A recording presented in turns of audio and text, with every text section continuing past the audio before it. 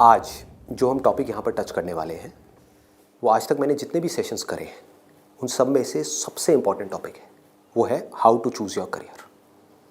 कि जो पेरेंट्स हमसे एक्सपेक्ट करते हैं कुछ हद तक वो एक्सपेक्टेशंस भी पूरी हो जाए और जो हम करना चाहते हैं वो भी हम कर सकें और आगे फाइनेंशियली ग्रो करने की जो पॉसिबिलिटीज़ हैं वो इनफाइनाइट हो। इससे पहले कि मैं आप लोगों को बताऊं कि ये चीज़ कैसे होगी या हमको क्या करना है, इसके लिए मैं आप लोगों से जानना चाहूँगा आप लोग अपना करियर कैसे चूज़ करते हैं। सर हम करियर चूज करते हैं जो हमारे पेरेंट्स आपस में सोचते हैं, जो बनना चाहते हैं वो सोचते हैं कि इसमें हमारा चिल्ड्रन फाइनेंशियली सही सक्सेसफुल हो सकता है और हो सकता है वो हमारे दिमाग में पहले से बचपन से सेट कर देते हैं कि आपको ये बनना है और हम छोटे होते हैं तो हम सोचते हैं कि यही हमारे लिए अच्छा ऑप्शन होगा, इसमें सक्सेसफुल हो सकते हैं। फिर वो बच्चे वही करने लग जाते हैं और फिर ये 90% बच्चे इससे चुनते हैं। मोस्टली क्या होता है कि फ्रेंड सर्कल के दबाव में आके लोग भेड़चाल में आके कर लेते हैं, फ्रेंड ये करना तो हम भी ये करते हैं। सर बेसिकली जो होता है वो पेरेंट्स हमारे बोलते हैं कि 2 साल पहले उसने वो करा था आज वो सक्सेस है। वो जो है तेरे बड़े भैया जो है वो आज यूएस में बैठे हैं, ये जॉब कर रहे हैं। हाँ बेसिकली ये कहते हैं कि तू भी ये कर ले, तू भी उसकी तरह स्टैंड हो जा। कोई इंटरेस्ट के बारे में बात नहीं करता कि हमारा इंटरेस्ट किसमें है किसमें नहीं है। सर वो पेरेंट्स जब हमसे पूछते हैं कि आप ये नहीं करना वो नहीं करना तो बताओ क्या करना है, तो सर कई बार ये भी होता है कि हमारे पास ही जवाब नहीं होता, हम क्या करें, हमें यही नहीं पता होता।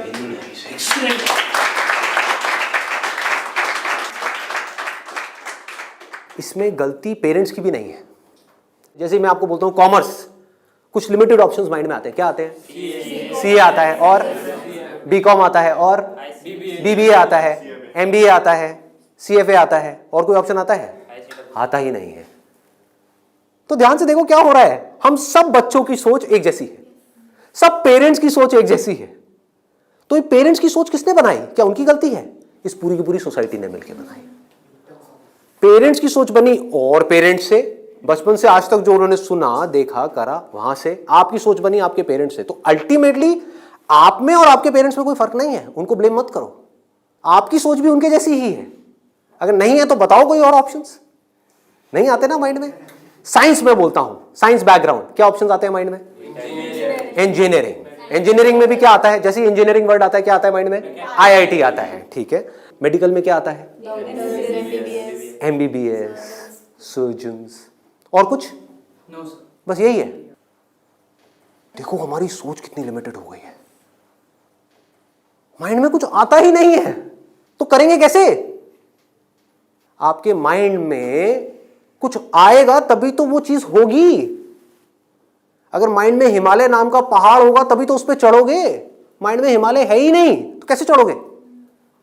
वहां तक जाना तो बहुत दूर की बात है। क्या करोगे? तो क्या होगा आपके साथ में? वही जो उन सब लोगों के साथ में हो रहा है जिनकी सोच ऐसी है। अपने आसपास में देख लो क्या हो रहा है उन लोगों के साथ में। अगर हम चाहते हैं हमारे साथ में कुछ अलग हो तो हमें क्या करना पड़ेगा? अपनी सोच को तोड़ना पड़ेगा। सबसे पहले समझेंगे कि एग्जैक्टली हो क्या रहा है, फिर ये देखेंगे कि हम क्या कर सकते हैं और क्या करना है। इसको आप पीछे सर्कुलेट कर दीजिए।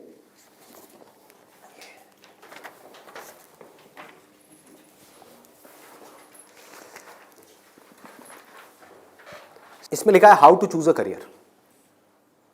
अच्छा, पढ़ाई में हमको आगे बढ़ने के लिए मान लो जैसे मैंने बोला साइंस बैकग्राउंड, तो माइंड में क्या आया? इंजीनियरिंग आया, इंजीनियरिंग से आईआईटी आया, आईआईटी से कोटा आया, या और ये जो तैयारी वाले इंस्टीट्यूट्स हैं वो आए, वहाँ पर जाओ, जा करके तैयारी करो, यही सब होता है।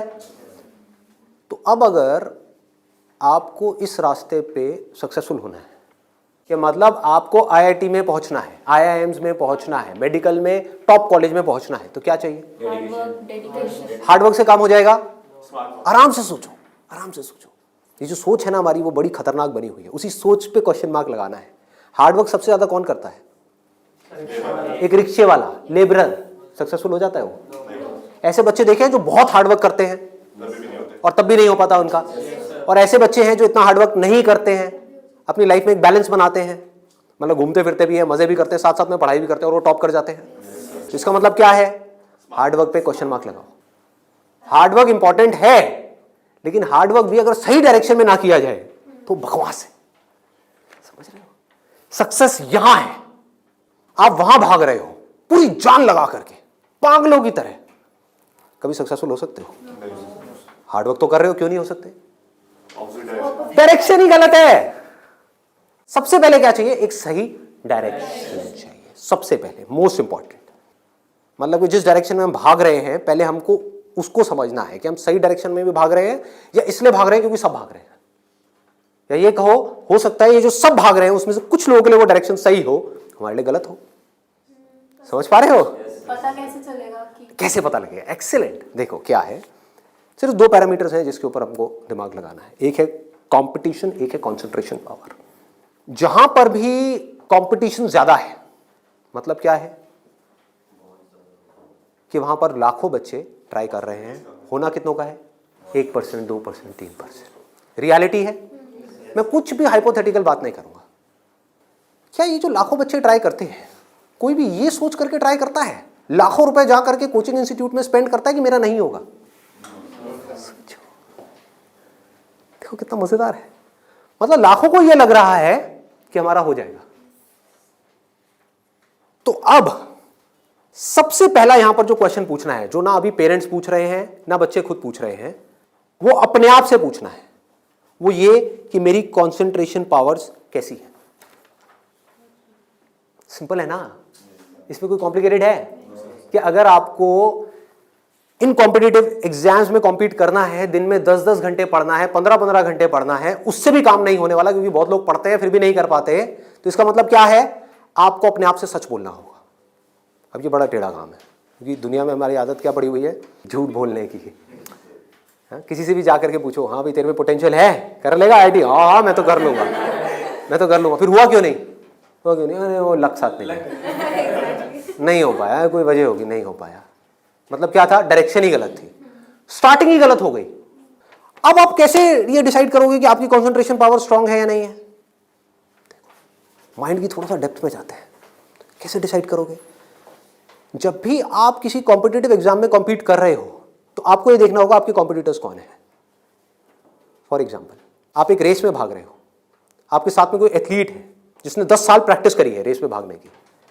आप कभी नहीं भागे, धीरे धीरे जॉगिंग करी है, लेकिन रेस में कभी तेज नहीं भागे। जीत पाओगे उससे? करो हार्डवर्क। वो 10 साल से भाग रहा है और वो रुकने वाला नहीं है, उसके पास में पूरा का पूरा एक मोमेंटम है।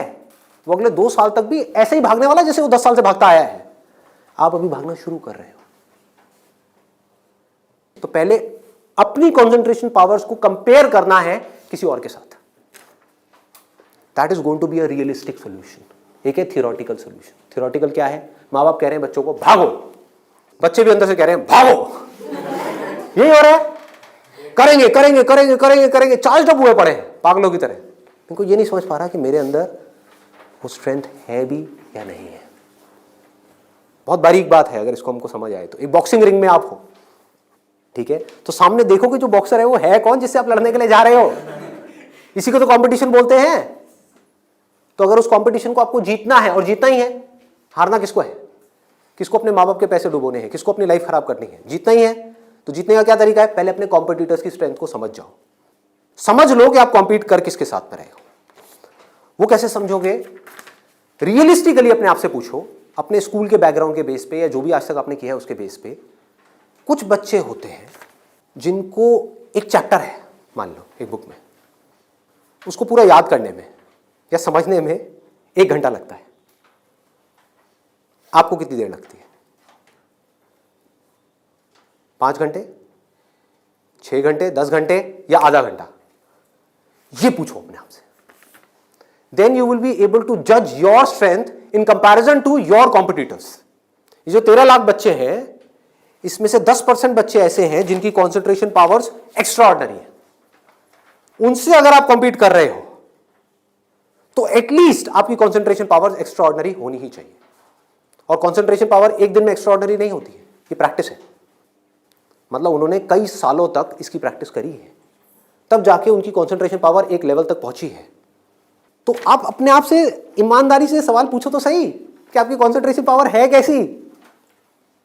अगर एक्स्ट्रा ऑर्डिनरी है और आप ऐसे कंपटीशन में जा रहे हो जहां पे कंपटीशन बहुत हाई है, तो आपके सक्सेसफुल होने के क्या चांसेस हैं? क्या 100% है?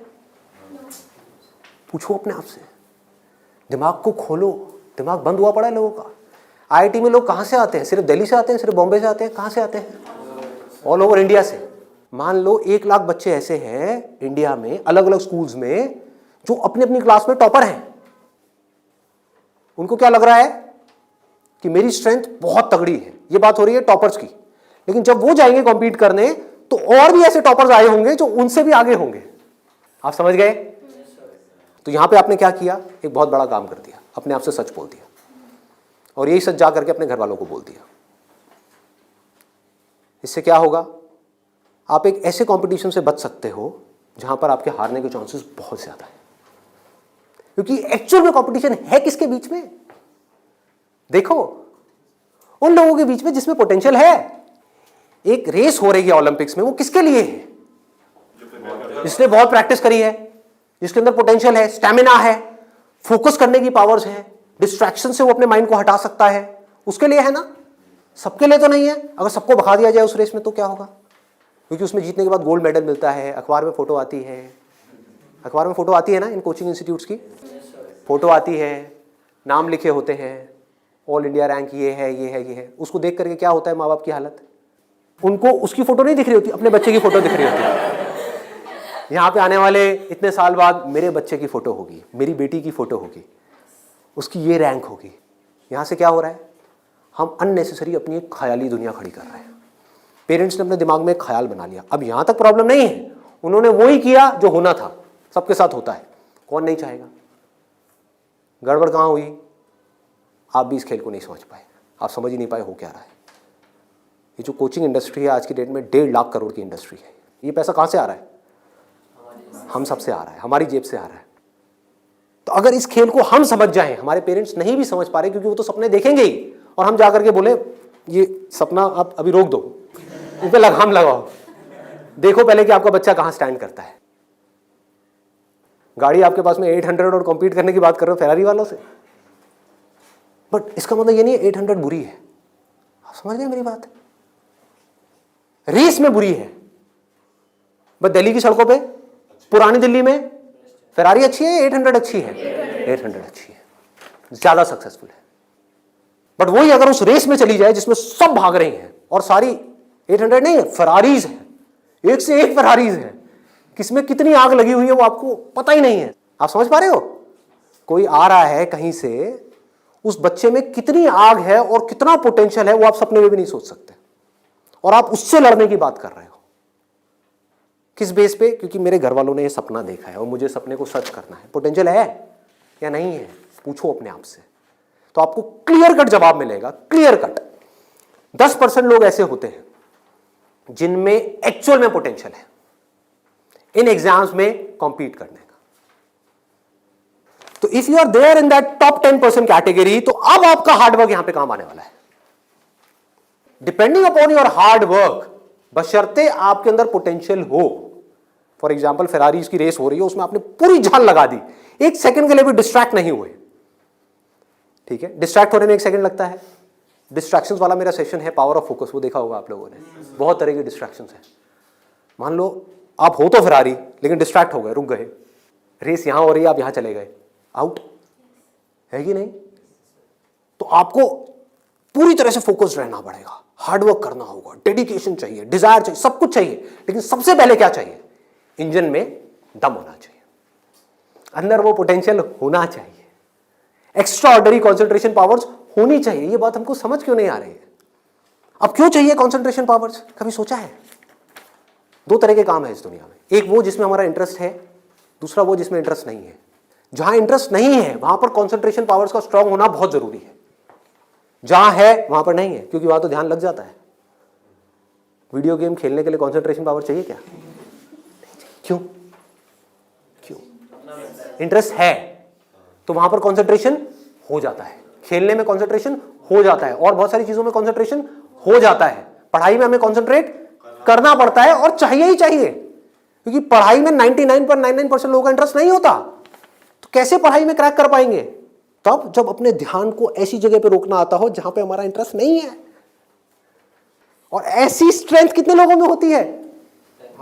सच सच बताना आज, मतलब ईमानदारी से, आप में से कितने हैं यहां पर जो आप क्लेम कर सकते हो कि मेरी जो कॉन्सेंट्रेशन पावर्स हैं वो एक्स्ट्रा ऑर्डिनरी है? ऑनेस्टली आपकी है, let's give a big hand for it. हम सब में से सिर्फ एक की, और ट्राई कौन करते हैं? सब करते हैं। मेजॉरिटी ऑफ पीपल, सब तो नहीं कह सकते, मेजॉरिटी ऑफ पीपल करते हैं। है ना खतरनाक खेल। और एक बहुत बड़ी चीज हुई है अभी यहां पर, आप में से सिर्फ एक ने अपना हाथ उठाया, बाकी ने नहीं उठाया। इसका मतलब आपने क्या किया? सच बोल दिया, एक्सेप्ट कर लिया। अगर अपने घर पे भी एक्सेप्ट कर लो तो क्या होगा?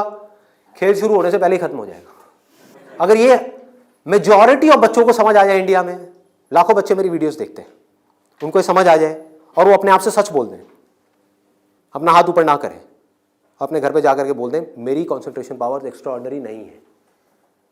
हाँ, मेरी क्लास में कुछ 4 बच्चे हैं, उनकी है, और वो भी कॉम्पीट करने जा रहे हैं, उनको करने दो। मुझे नहीं लगता कि मैं जीत पाऊंगा इस खेल में। हाँ, कुछ और ऐसे खेल हैं जहां पर मैं फाड़ दूंगा, तो क्या होगा? अब क्या आपके पेरेंट्स भेजेंगे आपको? पहले ही बोल दो, आपने भेजना है भेज दो, लेकिन आपका पैसा डूबेगा। 5 लाख डुबोने हैं, डुबो दो। भेजना है भेज दो, मुझे पता है मेरा नहीं हो पाएगा। ये झूठ है, ये नेगेटिव थिंकिंग है, या ये रियलिस्टिक थिंकिंग है? समझो, realistic thinking, that is the biggest thing जो हमको समझना है। पॉजिटिव थिंकिंग का लोग मतलब क्या निकालते हैं कि मेरे पास में मारुति 800 है, और मैं ये एक्सेप्ट ही ना करूं कि मेरे पास में मारुति 800 है, मैं अपना एक ख्याल बना लूं कि मेरे पास में फेरारी है, और जाकर के कॉम्पीट करूं ऐसे लोगों के साथ में जिनके पास में एक्चुअल में फेरारी है। फर्क पता लग रहा है? और ऊपर से अपने आप को पॉजिटिवली अंदर से मोटिवेट करता रहा हूं। घर वाले भी मुझे रोज फोन करके, नहीं बेटा तू कर सकता है, कर सकता है, रियलिटी को देखो ही ना, अपनी स्ट्रेंथ को देखो ही ना, अपनी आंखें बंद कर लो, सच बोलो अपने आप से। जीत सकते हो तो लड़ो, नहीं जीत सकते तो कोई ऐसी जगह पे जाओ जहां पे आप जीत सकते हो, या बेटर स्टिल जहां पे कोई कंपटीशन ही ना हो। आगे बढ़ते हैं। दूसरा क्या है? ये तो हो गई पहली कैटेगरी, एक्स्ट्रा ऑर्डिनरी, जो यहां पर अभी कोई भी नहीं मिला, सिर्फ एक मिला है। दूसरा है ऑर्डिनरी। 90% लोग एक क्लास में, 90% स्टूडेंट्स इंडिया में वो इस सेगमेंट में आते हैं। अब मजे की बात क्या है, ये जो कोचिंग इंस्टीट्यूट्स हैं, इनकी दुकानें कैसे बच्चों से चल रही है? ऐसे बच्चों से। कुछ रोल मॉडल्स दिखा करके, देखो हमारे इंस्टीट्यूट से ये है, उन्होंने ये कर दिया, जनता को लेकर के आएंगे, जितनी ज्यादा भीड़ आ जाए उतना अच्छा। तो इस पूरी प्रॉब्लम को अगर सॉल्व करना है तो कौन करेगा? एक स्टूडेंट ही कर सकता है। आप चाहो तो स्टैंड ले सकते हो। स्टैंड मतलब क्या? सच बोल दो। ऑर्डिनरी लोग 90% ये कहां जा रहे हैं? हाईली कॉम्पिटिटिव फील्ड्स में जा रहे हैं।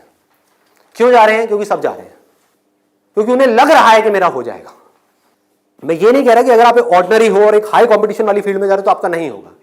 I am not saying that the possibility is 0%, I am saying possibility is 1%। Genuine है वो भी तब है अगर आप मेहनत करो तो। अगर वहां जाकर के मेहनत ही ना करो तब तो बिल्कुल नहीं होगा। अगर आप बहुत मेहनत करो तो 1%। क्योंकि मैं हिम्मत नहीं तोड़ूंगा ऐसे लोगों की। लाखों ऐसे स्टूडेंट्स हैं जो आज की डेट में ऐसा कर रहे हैं।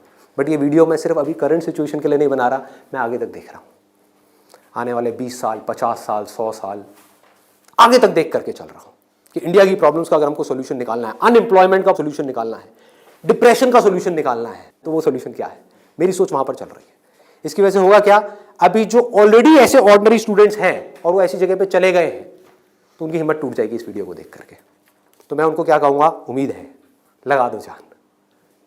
बस साथ में क्या कहूँगा उन पेरेंट्स को जो अब ऐसा गेम खेलने वाले हैं, उन स्टूडेंट्स को क्या कहूँगा? मोस्ट इंपॉर्टेंट जो मुझे देख रहे हैं, बड़ा सिंपल है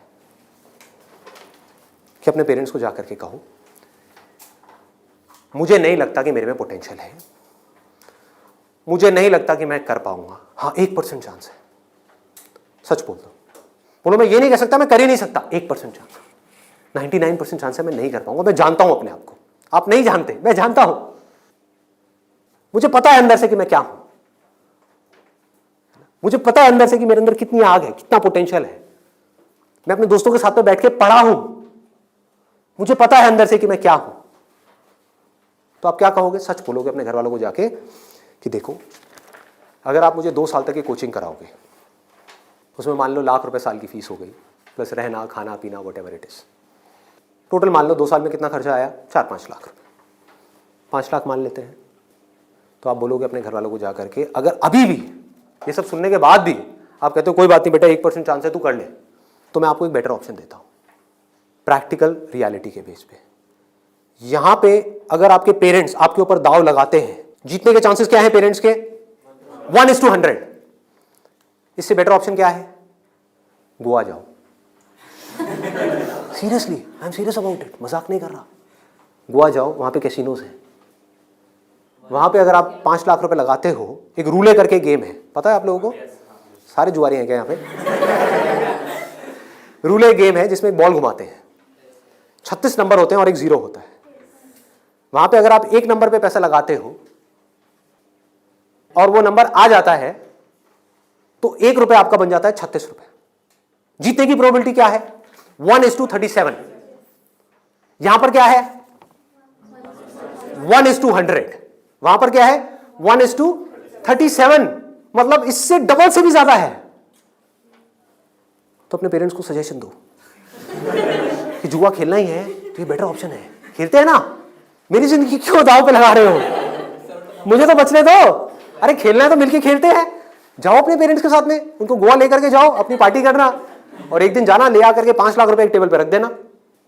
अगर वो नंबर आ गया तो कोई भी नंबर चूज कर लो। आपके पेरेंट्स चाहते हैं आप नंबर 1 पे आओ, ऑल ओवर इंडिया में आपकी नंबर 1 रैंक आए, तो 1 नंबर पे पैसा लगाओ जुए में।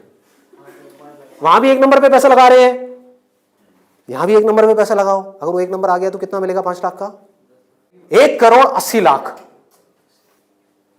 1,80,00,000 उसको उठा करके बैंक में एफडी कराओ। कितना इंटरेस्ट आएगा? 12%। तो अब टाइम गया। आप मान लो टैक्स वैक्स काट के 7-8% भी आ गया आपके हाथ में। महीने का 1,00,000 रुपए, साल का 12 लाख रुपए। सोचो क्या ये प्रैक्टिकल है या नहीं है? जो बात मैंने बोली है थियोरेटिकल है, प्रैक्टिकल है। वहां भी जुआ है, यहां भी जुआ है। आप भी बोल रहे हो हाँ शायद मेरा हो जाएगा, पेरेंट्स भी कह रहे हैं हाँ शायद इसका हो जाएगा। प्रोबेबिलिटी हमारे सामने है, आपके होने की जो प्रोबेबिलिटी है वो हमारे सामने है। हाँ अगर आप एक्स्ट्राऑर्डिनरी में हो तो बात अलग है, मैं उसकी बात नहीं कर रहा। वहां पर आ गई 10% से 100%, तो वहां पर जुए का कोई कंपैरिजन नहीं है, ठीक है ना। बट अगर आप ऑर्डिनरी में हो और वहां पर जाकर के आप कॉम्पीट कर रहे हो, इससे बेटर ऑप्शन है जुआ। और घर वाले कहेंगे पैसा डूब गया तो जुए में, तो बोलो वो तो यहां भी डूब रहा है। हाँ? यहां भी तो डूब रहा है। फर्क क्या है? इसको बोलते हैं एक रियलिटी के बेस पर समझ करके सोच करके लिया हुआ डिसीजन। तो अब तीसरा ऑप्शन क्या है हमारे पास में? कोई ऐसा करियर चूज करो, देखो कितना मजेदार है, जहां पे आपको कंसंट्रेशन पावर की जरूरत ही ना हो, not required. If you love singing, concentration power चाहिए क्या? नहीं चाहिए, हो जाएगा।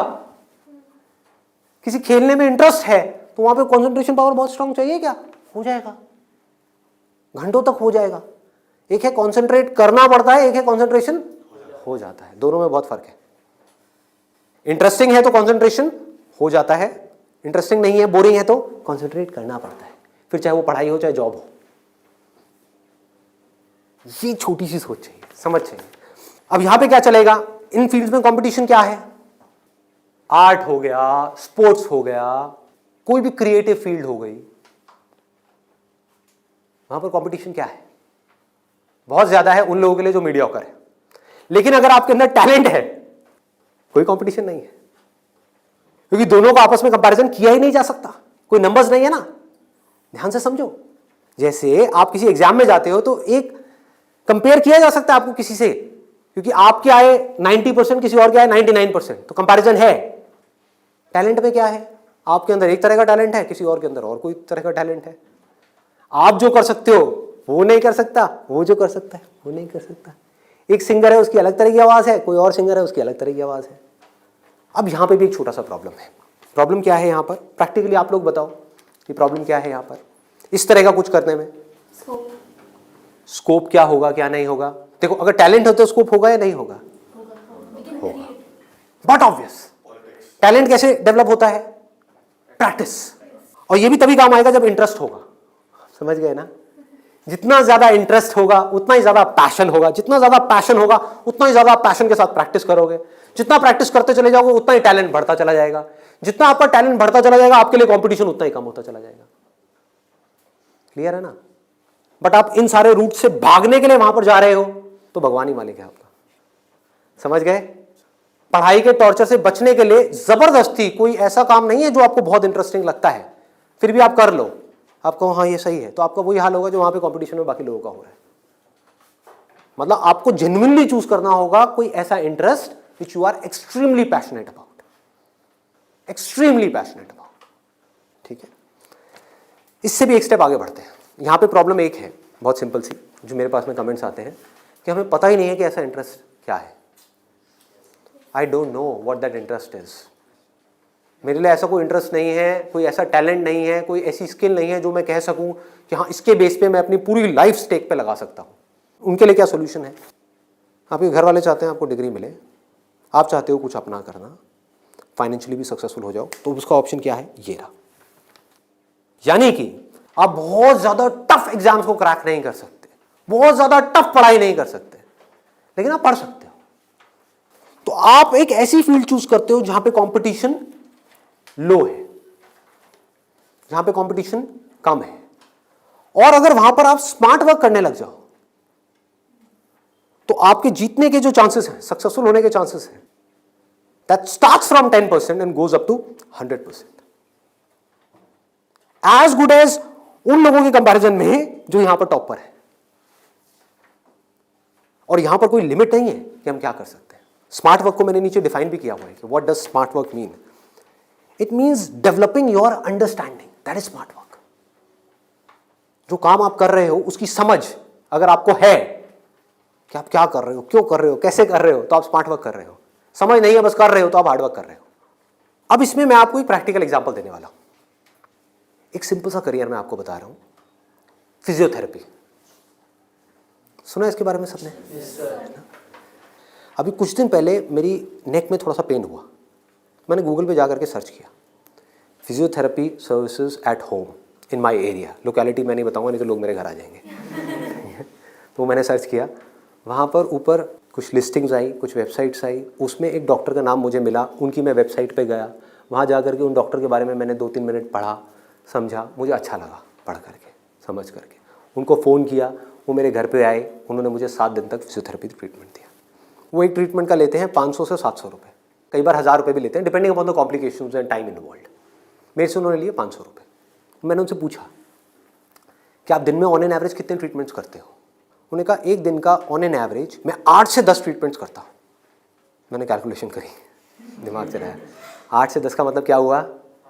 4 से 5,000 रुपये एक दिन का, एक महीने का नहीं, एक दिन का। कितना हो गया एक महीने का? लाख से 1.25 लाख रुपए।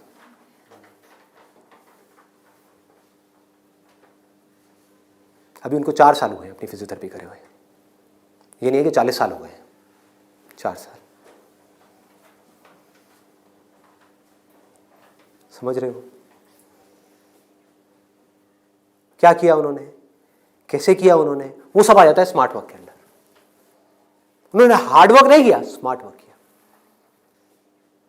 ज्यादातर लोग क्या करते हैं, एक हाईली कॉम्पिटिटिव फील्ड के अंदर जाकर के कॉम्पीट करते हैं, वहां होता है नहीं, जाकर के किसी लोकल कॉलेज में फंस जाते हैं, वहां से निकल करके जॉब के लिए धक्के खाते हैं। इसके आगे सोच बढ़ ही नहीं पाती है। जॉब नहीं मिल रही तो दुखी हो जाते हैं, उसके बाद में जब बहुत टाइम तक जॉब नहीं मिल रही होती तो जो भी जॉब होती है, जैसी भी जॉब होती है, कर लेते हैं। होता है प्रैक्टिकली ऐसा है? नहीं होता है। पढ़ाई करिए किसी फील्ड में, जॉब कर रहे हैं किसी और फील्ड में, मतलब जो वो पढ़ाई करी वो बेकार हो गई। स्मार्ट वर्क किसे कहते हैं? आप एक फिजियोथेरेपी कॉलेज में गए, कोई टॉप कॉलेज नहीं जहां पे अगेन कंपटीशन है, किसी लोकल कॉलेज से। क्योंकि कोई भी जब फिजियोथेरेपी कराता है तो पूछता नहीं आपने कौन से कॉलेज से किया है। मैंने नहीं पूछा, कोई नहीं पूछता। तो किसी भी कॉलेज से अच्छे से जा करके आप स्टडी करके आ गए, डिग्री लेकर के आ गए। आप कहीं भी जाओगे कभी भी आपको जॉब तो मिल ही जाएगी, जो सुन करके आपके घर वाले कन्विंस हो जाएंगे, कहेंगे हाँ ठीक है, एक बैकअप प्लान तो है। तो एक ऐसा रास्ता जहां पर वर्स्ट केस सिनेरियो में आपको जॉब भी मिल जाए, लेकिन बेस्ट केस सिनेरियो की कोई अपर लिमिट ना हो। अब बात आती है कैसे करोगे आप इस चीज को। इसका स्कोप देखो, कि आने वाले टाइम में अभी जितनी तेजी से मोबाइल, लैपटॉप, कंप्यूटर सब लोग इस तरह भाग रहे हैं, सबके ये प्रॉब्लम्स आनी ही आनी है। बैक में प्रॉब्लम आनी ही आनी है, नेक में प्रॉब्लम आनी ही आनी है, और पता नहीं कितनों को कितनी आनी आ भी रही है। आपके घर में भी जो आपके पेरेंट्स हैं उनको सबको कहीं ना कहीं दर्द होगा। तो आपने पहले तो ये समझा कि हाँ, इसका स्कोप कभी कम नहीं होने वाला, बढ़ने ही वाला है। ठीक है, इसमें कंपटीशन भी बढ़ेगा जब स्कोप ज्यादा है तो, लेकिन किन लोगों के लिए बढ़ेगा? जो हार्ड वर्क कर रहे हैं, लेकिन जो स्मार्ट वर्क को समझ पा रहे हैं वो कुछ भी कर सकते हैं। तो आप क्या कर सकते हो? आपने कहा कि सिर्फ इससे काम नहीं चलने वाला, वो मुझे समझ आ रहा है, जैसे मैंने फिजियोथेरेपी का किया, सिर्फ इससे काम नहीं चलने वाला, तो इसके साथ में कुछ और चीजें भी हैं जो मुझे सीखनी पड़ेंगी। क्या सीखना पड़ेगा? जिसका हो सकता है इससे डायरेक्ट कोई कनेक्शन ना हो। 1 महीने का छोटा सा कहीं से वेबसाइट डेवलपमेंट का कोर्स कर लिया, और ऑनलाइन मार्केटिंग का, कि ऑनलाइन मार्केटिंग कैसे करते हैं। गूगल में जब भी आप कुछ सर्च करते हो तो वहाँ पे एड्स आती हैं, उसको बोलते हैं गूगल एडवर्ड्स। ये किस तरह से काम करता है? आपने कहा ऑनलाइन मार्केटिंग मैंने सीख ली, उसके अलावा मुझे अपनी कम्युनिकेशन स्किल्स पे काम करना होगा, क्योंकि अगर मैं कहीं जा रहा हूँ, किसी से बात कर रहा हूँ और मैं बेवकूफ़ लग रहा हूँ बात करने में, तो कोई मुझे दोबारा क्यों बुलाएगा? तो आपने क्या किया? कम्युनिकेशन स्किल्स का एक कोर्स किया 1 महीने का, उसके अलावा इंग्लिश स्पीकिंग का एक कोर्स किया 6 महीने का या 1 साल का। इस सबसे हो क्या रहा है? आप एज एन इंडिविजुअल बेटर बनते चले जा रहे हो। उसके बाद में धीरे धीरे आप अपनी एक क्लाइंटेल बनाओगे। शुरू में मान लो आपको दिन में 2 या 4 लोगों ने बुलाया, वर्स्ट केस सिनेरियो मान लो ना, घर से आप ऑपरेट कर रहे हो, अभी आपने कोई अपना क्लिनिक नहीं बनाया है, घर से आप ऑपरेट, और ये कोई थ्योरेटिकल बात नहीं है, ऐसे बहुत सारे लोग हैं जो ऑलरेडी ये काम कर रहे हैं, बहुत लोग कर रहे हैं। अपने नाम को मल्टीपल वेबसाइट्स में आप लिस्ट कर दोगे, इनको डायरेक्टरीज बोलते हैं, ऑनलाइन डायरेक्टरीज। तो ऑनलाइन सर्च इंजन में कोई भी कुछ भी सर्च करेगा तो कहीं ना कहीं वो आप तक पहुंच जाएगा, चाहे वो एक वेबसाइट के थ्रू पहुंचे, चाहे आपके थ्रू पहुंचे, चाहे ऐड के थ्रू पहुंचे, चाहे कहीं से भी पहुंचे, वो आप तक पहुंचेगा। अगर उनको आपने सेटिस्फाई कर दिया, अपनी बातों से भी, अपने ट्रीटमेंट से भी, ईमानदारी से, जेन्युइनली अच्छा ट्रीटमेंट कर दिया, तो वो क्या करेंगे? लोकेलिटी में रिकमेंड करेंगे, अपने फ्रेंड सर्कल में करेंगे, अपने रिलेटिव्स में करेंगे। तो धीरे धीरे क्या होगा? कुछ महीनों में क्या होगा? यहां पे थोड़ा पेशेंस रखना होगा। ये नहीं है सारा काम 1 दिन में हो जाएगा। आईआईटी में भी आपका एडमिशन हो गया तो ये नहीं कि हलवा है वहां से क्लियर करना, 4 साल तक लग करके दिन रात काम तो करना ही पड़ेगा ना, यहां भी करना पड़ेगा। तो आप सीखते जा रहे हो, समझते जा रहे हो, धीरे धीरे आपको कुछ ऐसी टेक्नोलॉजीज के बारे में पता लगेगा, कुछ ऐसे इक्विपमेंट्स के बारे में पता लगेगा। इसमें हजारों तरह के इक्विपमेंट्स हैं, हजारों तरह की चीजें हैं, अलग अलग तरह के ट्रीटमेंट्स के लिए। इतनी बड़ी फील्ड है ये। आप आने वाले टाइम में फिजियोथेरेपी का एक ऐसा क्लिनिक बना सकते हो अपनी सिटी में या कहीं पर भी, जो अपने आप में स्टेट ऑफ द आर्ट हो, मतलब ऐसा जो पूरे इंडिया में ना हो। और क्लिनिक आप ऐसे करते करते धीरे धीरे, अभी 1 दिन में या 2 दिन में नहीं होगा, मान लो 5 साल में होगा, 10 साल में होगा, 20 साल में होगा। क्लिनिक कितना बड़ा हो सकता है, कितने क्लिनिक्स हो सकते हैं, क्या क्या हो सकता है, कोई लिमिट नहीं। अगर कुछ लोग जो मेरी इन बातों को समझ पाए, जो बातें मैं कर रहा हूं, और कुछ ऐसी डायरेक्शन में जा पाए सेंसिबल तरीके से, smartly, not by doing a lot of hard work but by doing smart work, तेजी से आगे बढ़ पाए, तो आने वाले टाइम में यही वो लोग होंगे जो आने वाले टाइम में लोगों के लिए जॉब अपॉर्चुनिटीज क्रिएट करेंगे। अंदर से एक ये फीलिंग होनी चाहिए कि मुझे लोगों की प्रॉब्लम्स को सॉल्व करना है। अगर मैं कर पाया तो मेरी प्रॉब्लम्स तो सारी अपने आप सॉल्व हो जाएंगी, वो लोग करेंगे ना। अगर आपने किसी के दर्द का इलाज कर दिया तो वो आदमी आपको पता है क्या कहेगा? बताओ आपको क्या चाहिए। वो लोग आपके पीछे आएंगे। आपने उनको बोल दिया ना, नहीं मैं आज आपका ट्रीटमेंट नहीं कर रहा, नहीं डॉक्टर साहब आप बताओ कब आओ। मतलब कि अपने आप को अंदर से स्ट्रांग बना लो तो दुनिया भागती हुई आपके पास आएगी। ये एक रास्ता है। एक है अंदर से तो स्ट्रांग बनो मत और दुनिया के पीछे भागते रहो। भैया मेरा कुछ हो सकता है, भैया मेरा कुछ हो सकता है, भैया कहीं लगवा दो, जॉब लगवा दो, भैया ये भैया वो भैया वो। अरे काहे का भैया, समझे? ये एटीट्यूड चाहिए। डंके की चोट पे आप काम करो। मैंने लाइफ में जो भी काम किया है बिल्कुल एटीट्यूड के साथ किया है। ये मैं कर रहा हूं, आपको चाहिए तो लो, नहीं चाहिए तो आगे बढ़ो।